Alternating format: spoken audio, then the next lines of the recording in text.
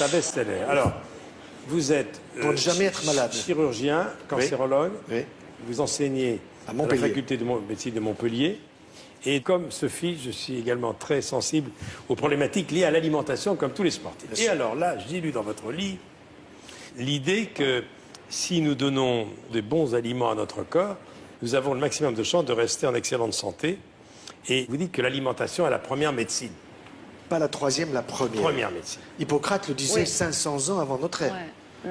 Que ton aliment soit ton médicament. Et on est en train de démontrer scientifiquement que c'est la vérité. C'est quand même pas mal. Et alors, Il a vous fallu du tordez temps. le cou, et ça me fait plaisir, à tous les régimes bidons qu'on voit à longueur de magazines.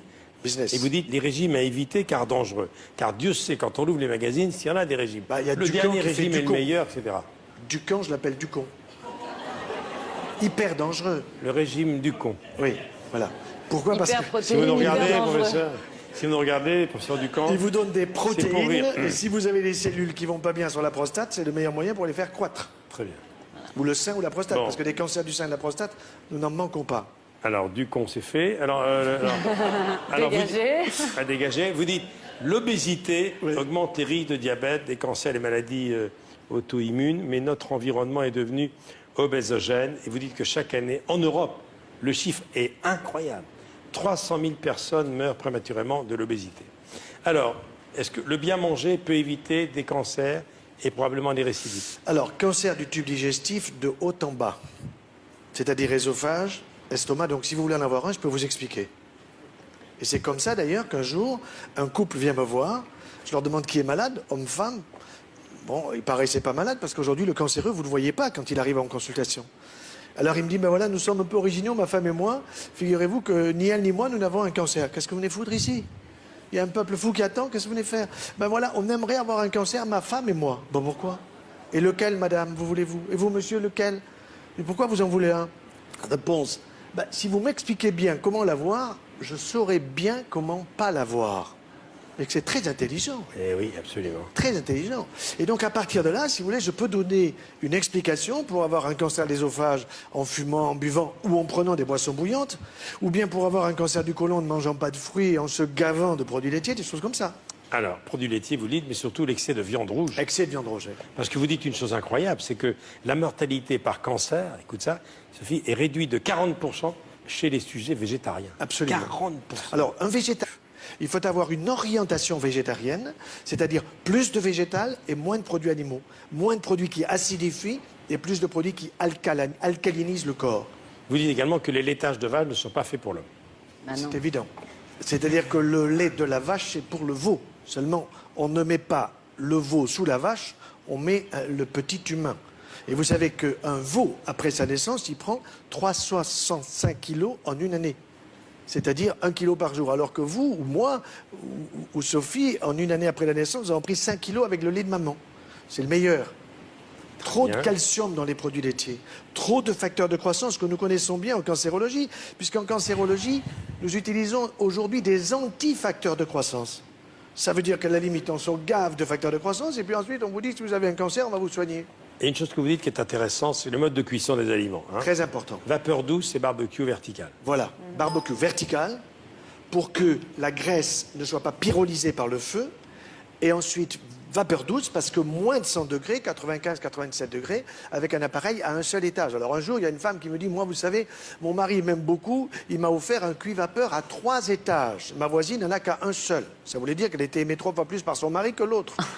Je lui dis, madame, quand vous avez les 3 petits-enfants qui viennent vous voir pendant les vacances et que vous avez à leur offrir des lits superposés, celui qui pisse au lit, vous le mettez où? Alors elle réfléchit et elle me dit, je le mets en bas. Ben, bien sûr, sinon il arrose les frères. Eh bien, avec vos 3 étages, le 3, il arrose le 2, le 1. Qu'est-ce que je fais des 2 étages? Passez-les à la voisine. Les fruits frais, c'est bon? Excellent, mais bio. Mais bio de proximité. C'est J'aime bon bien pour la le Chine. vieillissement? C'est bon pour le vieillissement, pour éviter le vieillissement. Oui.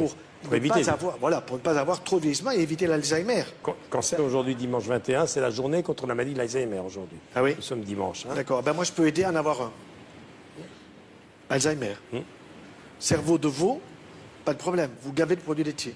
Vous voulez avoir une prostate de 100 mm, 100 cm3, vous vous gavez de produits laitiers. Il y a des hommes qui viennent à la consultation, ils me disent voilà, ma prostate, j'arrive pas à pisser, je me pisse dessus, etc. Montrez-moi, je vois le dossier, 100 cm3. Monsieur, vous avez une prostate de veau. Il faut que je vérifie, moi. Dites-moi, ok, en France, sérieusement, pour la journée d'Alzheimer qui est aujourd'hui, 855 000 personnes souffrent de cette maladie et 600 nouveaux cas par jour. Alors vous savez quels sont les premiers signes? Et ça, c'est important que nous puissions le dire aujourd'hui. Le premier signe, c'est la perte du goût et la perte de l'odorat. C'est les premiers signes d'Alzheimer? Tout à fait. Les premiers, si vous voulez, les papilles de la langue, vous les refaites tous les 10 jours. Si je les fais travailler. Ça veut dire, si dans mon palais des saveurs, qui est situé entre mes deux oreilles, je sais utiliser ce palais des saveurs en gardant les aliments, en les mastiquant, en les arrosant de salive, puisque j'arrive à fabriquer jusqu'à 1 litre de sang de salive. Or, les gens, qu'est-ce qu'ils font? Ils font comme les toutous. 1, 2, 3, 4 et ils avalent. Et la perte d'odorat est un signe également? Alors la perte de l'odorat est un signe également. Donc ce qui est important, c'est de stimuler son odorat. Et je dis aux hommes, quand vous offrez des roses à votre femme, si elles ne sont pas bio, vous êtes nuls. Parce que bio, elles sentent la rose. Vous mettez une rose non bio sous le nez et à ce moment-là, on vous dit, je ne sais pas ce que c'est, sauf si vous avez si vous la regardez. Est-ce que le stress conduit à la malbouffe? Oui, le stress conduit à la malbouffe parce que quand vous êtes stressé, vous caressez votre estomac.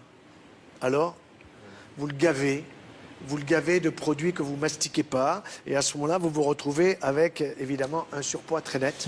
Est-ce que le petit déjeuner constitue toujours le repas le plus important de la journée?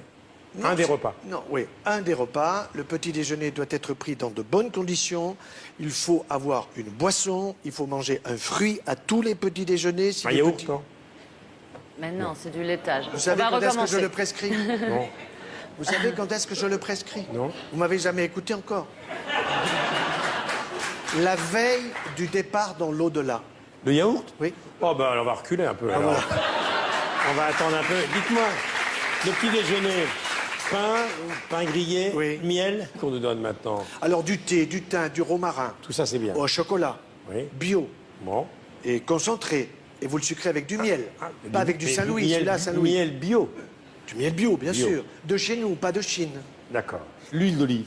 Excellent pour la santé, parce que vous avez dedans de la vitamine E, à la fois pour la fécondité et pour éviter le vieillissement. Excellent pour la santé. Le poisson, c'est bien? Poisson, c'est bon, mais cuisson à la vapeur douce pour éliminer les métaux lourds, parce que malheureusement, les mers ne sont pas très propres. Steak frites à éviter? 1 fois par semaine. Très bien. Comment je vous dois, docteur?